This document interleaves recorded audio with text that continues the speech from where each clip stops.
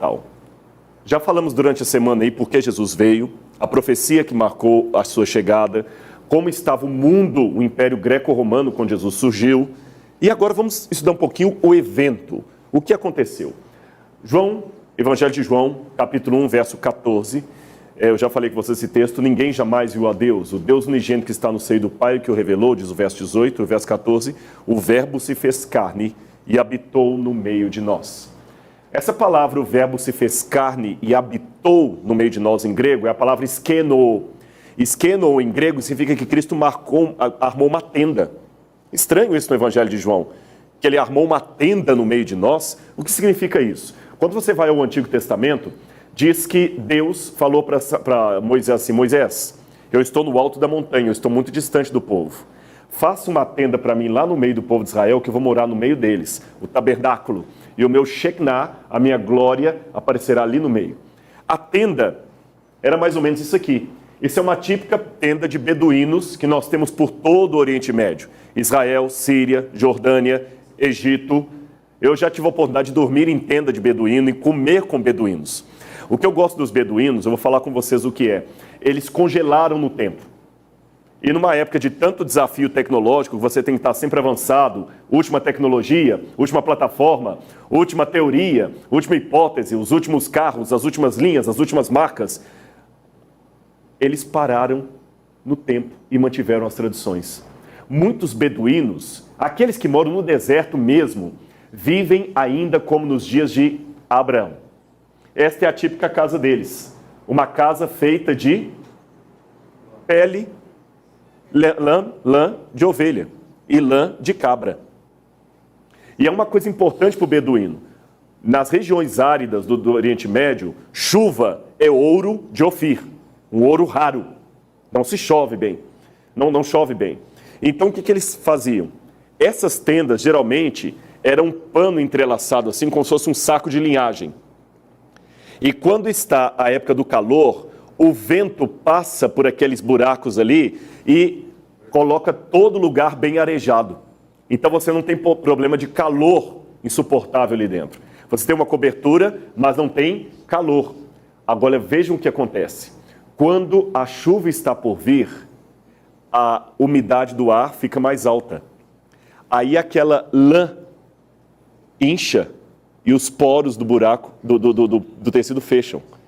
Então o beduíno fica sempre olhando para o tecido da sua tenda e ele sabe se a chuva está chegando ou não. Mas imaginem que um beduíno também, dormindo nessa tenda de noite, com aquele monte de buraquinho, ele via o céu estrelado. E mesmo de dia, quando a luz do sol batia naquela cortina ali, ele via os buraquinhos, não parece o céu estrelado? Por isso você vai encontrar na Bíblia algumas vezes os salmistas comparando o céu como sendo o tabernáculo de Deus, como se Deus estendesse a sua tenda e nós pudéssemos ver o céu como o pano da tenda de Deus. E as estrelas seriam a glória de Deus passando pelos buracos do pano celestial. Você vê muito falando na Bíblia assim: ele estende o pano da sua tenda pelo horizonte e podemos ver a sua glória. Imagine você como um beduíno dormindo aqui. Eu tive a oportunidade de comer com eles, é muito interessante. O beduíno, você come com ele no mesmo prato. Você não pode tocar na comida com a mão esquerda, só com a mão direita. A esquerda é para fazer higiene pessoal. Por isso que em alguns lugares de muita segregação, ou muito radicais, como o Afeganistão, o Talibã, quando uma pessoa rouba, faz qualquer coisa, eles cortam a mão da pessoa, porque cortando a mão dele, ele vai ser obrigado a tocar na comida com a mesma mão que ele limpa o corpo. Então ninguém vai comer com ele mais no mesmo prato. Ele está rejeitado. Para mim, eu confesso para vocês que a experiência de comer com a mão no mesmo prato de uma outra pessoa foi um pouco estranho. Mas para ele, era a maneira máxima que ele tinha de me dizer: eu amo você. Porque a comida no Oriente Médio é rara. A água também é rara. Então se eu falo com você: Antônio, venha comer comigo, eu estou dividindo com você a preciosidade que eu tenho, que é a comida. Se você rejeita comer comigo, você está dizendo que me odeia. Aí você entende porque que Abraão recebeu os peregrinos e comeu com eles. Essa é uma típica tenda de beduíno. Uma coisa interessante, agora as mulheres não vão gostar. Eles são uma cultura muito patriarcal. as mulheres geralmente comiam de um lado e os homens do outro.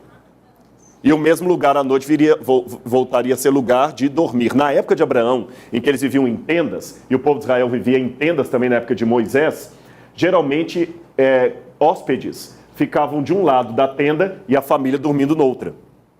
Então esse lugar aqui era o lugar dos hóspedes e aqui da família. E na hora de comer, aqui onde comiam as mulheres e aqui os homens. Quando eu fiquei no deserto de Baiuda, no Sudão, com os beduínos, comendo com eles, o dono do lugar que me atendeu, ele tinha 4 esposas, eu não vi nenhuma delas. Ele ia lá na cozinha, pegava comida e trazia para mim. A única mulher da família que eu via foi uma menina que não tinha menstruado ainda. Então essa eu podia ver. Agora, você se lembra na Bíblia uma coisa interessante? Eu falei que as mulheres comiam de um lado e os homens do outro. Aqui no meio havia uma cortina separando os 2 cômodos. Abraão recebeu 3 forasteiros. E como um bom homem do Oriente Médio, ele ofereceu para eles comida. E enquanto Abraão comia com os forasteiros aqui, Sara estava do outro lado da tenda. E quando Sara escutou os homens falando com Abraão, você vai ser pai de uma criança, Sara começou a rir. E a Bíblia fala no livro de Gênesis que os forasteiros perguntaram, Sara, por que você está rindo? Entende agora com essa imagem aqui, aquela situação do Gênesis? Dava para ouvir Sara sorrindo. E você sabe bem, Israel tem parentes, judia. No hebraico, nós temos uma palavra interessante para sorriso. Quando eu estou falando hebraico, estou falando do hebraico bíblico.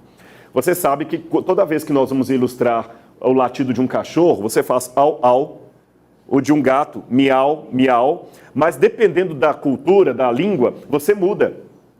Por exemplo, nos Estados Unidos, cachorro preso fala assim, vuf, vuf, não é au, au. Quando eu falo ai, tá doendo, ele coloca aí. O americano fala out. Ou seja, essas expressões são simbolizadas por palavras diferentes dependendo da língua. Em português, quando eu falo risada, eu falo kkkk no WhatsApp, né? Eles falam kkkk ou rsse.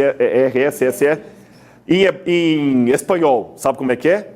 ja, ja, ja, ha, ha, ha, ha. Não é assim? Sabe como é que seria em hebraico antigo? Tsak, tsak, tsak, tsak. Para mim, o cachorro faz au, au. Para o americano, ele faz vuf, vuf. Para mim, risada é kkk. Para o judeu, é tsak, tsak, tsak. Da palavra tsak, vem um nome. O anjo falou, olha, só porque você riu, o nome do seu filho vai ser Itzak. Risadinha. Itzak, em hebraico, risada. Que a gente fala em português, Isaac. Daí que vem o nome de Isaac. Era muito importante também você ter água. E quem comprava um poço era um homem muito poderoso, porque água no deserto é tudo. Quando você convidava alguém para comer em sua casa, assim, uma coisa importante, junto da tenda ele tinha também os animais dele, vocês viram aqui, né? O camelo, as ovelhas. No Oriente Médio, as pessoas não comiam carne vermelha todos os dias. Na antiguidade, o consumo de carne vermelha era 1, 2, no máximo 3 vezes por ano.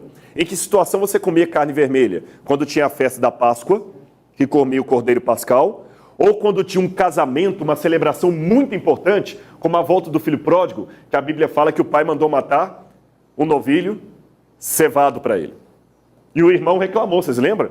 Meu pai, o senhor nunca me deu um cabrito para comemorar com meus amigos. Lembra que Jacó acabou comprando a primogenitura da mão de Esaú por causa de um guisado de lentilhas. Então a carne vermelha era muito rara. Gente, eles não tinham pastagem, não tinha mato igual no Brasil, é deserto. Como não tem grande pastagem, não dá para ter uma grande quantidade de bois. Você tinha apenas ovelhas, cabras, animais de pequeno porte. E não dá para comer a carne deles, você vivia mais do leite daqueles animais. Bom, se eu convidasse você para comer em minha casa naquele tempo, como seria? Primeira coisa que eu mandaria fazer, você chegaria com os pés sujos, eu mandaria o empregado mais simples da casa lavar os seus pés. E depois que eu mandasse o empregado lavar os seus pés, sabe outra coisa importante que eu tinha que fazer também? Eu tinha que receber você com um beijo. Lembra, a paz e a justiça se beijaram? Eu tinha que receber você com um beijo, que ia ser muito importante, você é bem-vindo.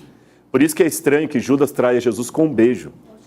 O ósculo santo, beijo sagrado. além de receber você com um beijo, eu tinha que pegar um perfume muito importante e ungir a sua testa para dizer, você é bem-vindo. Então você sente o cheiro do perfume que eu estou ungindo a sua testa, eu beijo você, lavo os seus pés, você é recebido em minha casa. Lembram o Salmo 23? Unges minha cabeça com óleo e o meu cálice transborda. Porque hoje o nosso perfume muito é álcool. O perfume do Oriente Médio daquele tempo era óleo. É a essência no óleo. Até o banho no deserto era feito com óleo. Não tinha água. Sabe como é que tomava banho no deserto?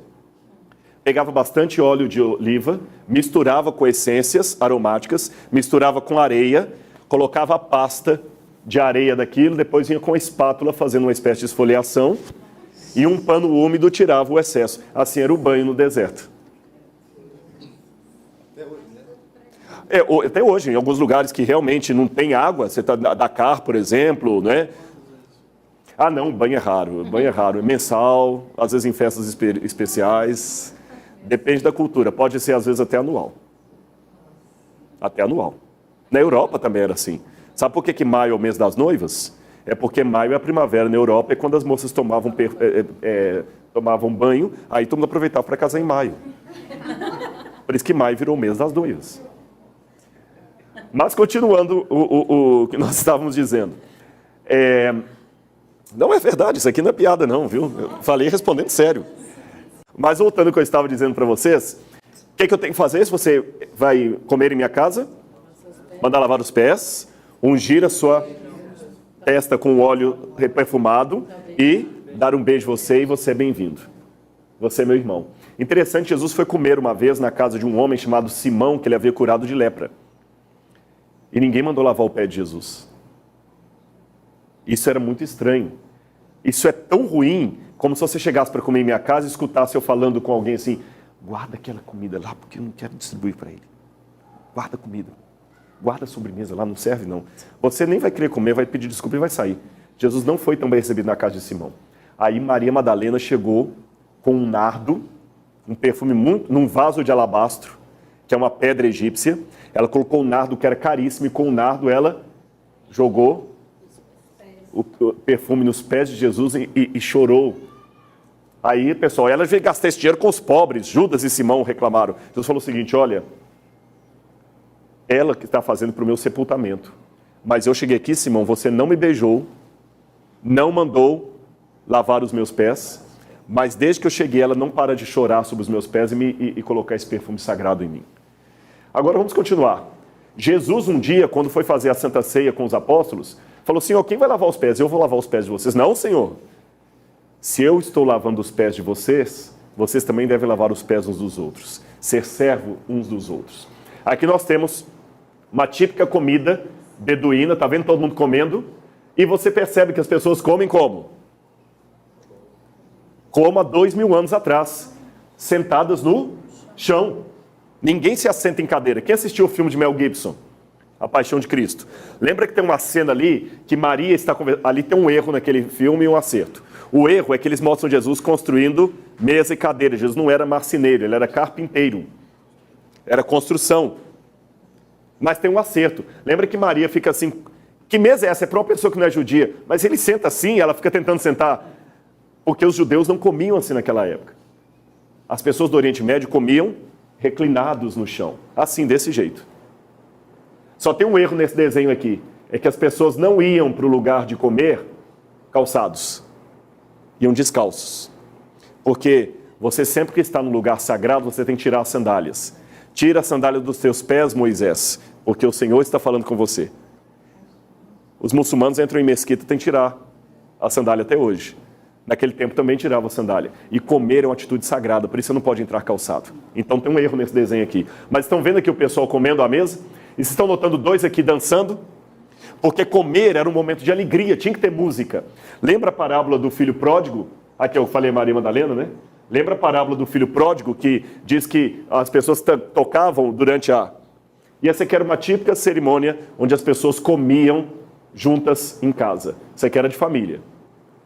Todo mundo comendo reclinado ao chão. Foi assim que foi a ceia de Jesus. Esse aqui é um típico pão do Oriente Médio, para vocês entenderem a comida. Olha como é que o pão era feito. Aquele pão sírio. É mais ou menos o pão comum de lá. Aqui você tem passa, uvas, eles comiam muita passa. Muito, porque no deserto não tinha geladeira, então eles desidratavam muitas frutas. Aliás, até para fazer o vinho, não era comum tomar o vinho muito fermentado. Pessoal, na Bíblia permite beber vinho, o pessoal não entende muito isso. O vinho fermentado não era de bom tom. O vinho fermentado era usado mais, às vezes, assim. Por exemplo, a água era muito contaminada. Então usava-se um pouco de vinho fermentado na água para poder tirar a contaminação da água. Por isso que Timóteo, Paulo fala com ele, ó Timóteo, não beba só água, não coloca um pouquinho de vinho também, é para esterilizar a água. Não é usar o vinho de maneira medicinal, como alguns pensam. E para que as crianças tivessem vinho, porque a uva só dá uma vez por ano. Como é que você vai ter suco de uva o ano inteiro, sendo que a uva só dá uma vez e o vinho fermenta? Simples, eles faziam vinho de uva passa, com água. Então era o vinho. E sal para conservar peixe, essas coisas. O sal era a geladeira da época. Tanto é que quilos de sal valiam muito dinheiro. Não é à toa que da palavra sal vem a palavra salarium. Aqui você tem beduínos também, com odre, onde colocava vinho. O odre era feito de pele de animal. Eles cortavam a cabecinha do animal, as patinhas, costuravam, faziam tipo uma bolsa térmica e colocavam o vinho ali dentro. No museu que vocês vão conhecer sábado, nós temos um odre de verdade lá. E o odre, quando ele está novo, você coloca o vinho. Se o vinho fermenta, ele estica. Mas a pele, quando está seca, ela quebra. Por isso Jesus falou assim, não se põe vinhos novos em odres velhos. Senão você vai perder o vinho e o odre. Quando ele fermentar, ou seja, a sua cabeça tem que ser um odre novo para receber o vinho novo de Deus. Mulheres fazendo pão, aqui, para todos comerem. Os pratos da época de Cristo eram assim. Ou de barro, ou muitas vezes de pedra, por causa da purificação dos judeus. Entenderam como é que era um asseio do tempo de Cristo? Por que ao invés de falar do nascimento de Cristo direto, dessa introdução imensa para falar de ceia, de comida? Porque o nascimento de Cristo está envolvido com hospedagem. Deixe-me primeiro tirar alguns mitos para vocês. As pessoas imaginam geralmente Maria assim, né? E José desse jeito. Ou assim, os quadros de Maria. Maria não seria assim. As pessoas do Oriente Médio tinham a pele queimada pelo sol. E as roupas não eram de cetim assim. Esse aqui é uma visão renascentista de Maria, ou da Idade Média. Quer ver, sabe com quantos anos Maria teve Jesus? Aproximadamente 13 anos. Que era a idade média com que as meninas casavam, quando tinha a primeira menstruação. E os rapazes depois dos 20. Possivelmente José seria viúvo, teria filhos e filhas de um casamento anterior, porque Jesus tinha irmãos e irmãs, mas não eram filhos de Maria, eram filhos só de José. E quando José casou com Maria, Maria era uma adolescente. Para a nossa cultura isso choca, né? Mas era assim. Agora imagina uma menina de seus 13, 15 anos no máximo, recebendo de um anjo a expressão, salve agraciada. Bendita és tu entre as mulheres. Ou em latim, Ave Maria, gracia plena, benedictas tui mulieribus. Benedictus frutos ventris tui, Jesus. Bendito o fruto que está no seu ventre, Jesus. Naquela época, uma moça que engravidava fora do casamento seria no mínimo apedrejada. Seria no mínimo apedrejada. Imagina a situação de Maria. E Maria seria uma menina mais ou menos como essa beduína que eu encontrei no deserto. Essa é uma foto rara. Geralmente os beduínos não deixam de tirar foto com meninas depois de menstruadas. E como é que eu sei que essa menina já menstruou? Que ela está usando o véu. Tá certo? Mas eu guardo essa foto aqui porque assim seria Maria. Uma menina assim. Agora, Jesus nasceu em 25 de dezembro? Quase 99% de certeza que não. O inverno seria um tempo especialmente difícil para Maria viajar desde Nazaré até Belém. As pessoas não viajavam no inverno. E dezembro no Oriente Médio, em Israel, é inverno. Então não foi em dezembro. Outra coisa, a Bíblia fala que quando Jesus nasceu, os pastores de ovelhas estavam nas colinas. Os pastores que ficavam nas colinas só pode ser na época do verão ou do outono. Nunca do inverno, que é muito frio. Então aqui você tem algumas épocas próprias para viagem. A época da Páscoa, da Pessa, que seria abril, ou finalzinho de março. O Pentecostes, ou Shavuot, que seria mais ou menos em junho, 7 semanas depois que os frutos estavam maduros. Ou a festa dos tabernáculos, ou Sukkot, que geralmente é no mês de outubro. Sukkot, tabernáculos, é para os judeus lembrarem sempre a época em que eles moravam em tendas de beduínos como aquelas que eu mostrei. Né? A festa da colheita. E por que era a festa da colheita? Porque hoje você quer comer, você vai ao supermercado e compra comida. Naquela época você tinha que plantar, colher. Então a colheita era momento para comemorar, gente. Eu vou comer. Nós perdemos essa noção. Agora, lembrando aquele mapa que eu mostrei para vocês de Israel, a Galileia, Nazaré, mais ou menos uns 120 a 130 quilômetros daqui até Belém, da Judeia. Essa viagem daria pelo menos uns 4 a 5 dias para fazer 120 quilômetros, que as pessoas iam devagar. Detalhe, na minha opinião, Maria não chegou grávida nos dias para dar à luz, como os filmes mostram, porque o Evangelho de Lucas fala que, estando eles em Belém, aconteceu de completarem-se-lhe os dias. Então ela não chegou já com a bolsa quase estourando. Eles chegaram em Belém com prazo ainda de completar o ciclo do menino nascer. Então já tirei aquela ideia do filme, da pressa, de José desesperado, batendo em tudo enquanto é estalagem. Minha mulher está grávida e ninguém abrindo a porta para ele. Essa imagem não procede. Essa é a imagem do filme, mas não é a imagem bíblica. Maria já estava em Belém, bem acomodada, quando completou o ciclo de 9 meses. Mas espera aí, Rodrigo, se ela não estava com pressa, por que eles nasceram na manjedoura? Vou pular isso aqui por causa do tempo. Em primeiro lugar, esses quadros do presépio também são todas representações artísticas. Vocês querem a visão arqueológica, histórica? Aqui era uma vila dos tempos de Cristo. Belém deveria ser uma vila mais ou menos como essa. Torre de vigia, onde algum sentinela ficava observando se nenhum ladrão viria colocar fogo na agricultura, plantar joio junto com trigo, torre de vigia. Uma fonte da cidade, onde as mulheres vinham de manhã pegar água. As casas, uma sinagoga. Um lugar onde a pessoa estava fazendo potes de barro. E as casas mais simples tinham apenas um cômodo e um estábulo. As intermediárias podiam ter 2 cômodos. E as mais abastadas, vários cômodos. Essa era uma típica casa dos tempos de Jesus. Aqui era tudo fechado, viu? Havia um muro aqui. Você entrava por uma única porta e a primeira coisa que você tinha aqui era um estábulo com animais. E aqui era o lugar onde eles guardavam também animais, alguns utensílios, e aqui era o lugar onde toda a família dormia. O telhado é onde faziam as refeições. Eles comiam em cima das casas. Quase não chove, gente. E na época que chovia e tinha o inverno, que todo mundo vinha para cá. Por isso que a Bíblia fala, ninguém acende uma lâmpada para colocá-la no velador, mas no alqueire, onde ela ilumina todos os que estão na casa. Uma lâmpada ilumina todos os que estão na casa. Então, porque a casa só tinha um cômodo. Mas algumas casas, olha que interessante, quando você entrava, a primeira coisa que você via na casa era o quê? O estábulo dos animais. Por isso que Jefté, o juiz, Jefté, o juiz, acho que vou atrasar mais 5. Jefté, eu pedi ela para me marcar o tempo. Jefté, o juiz, ele falou, Senhor, quando eu entrar na minha casa, o primeiro que me vier ao encontro eu vou sacrificar para o Senhor. Por que Jefté falou isso? Que ele esperava entrar na casa e encontrar alguns dos animais, mas quando ele entra, quem que vem ao encontro dele? A sua filha. Entenderam o desespero dele? E o que havia de animais na casa? Geralmente 2 ovelhas, uma cabra, um burrinho. O burrinho era o carro. E a cabra dava leite para a família, para eles fazerem somente iogurte, eu esqueci o nome, coalhada.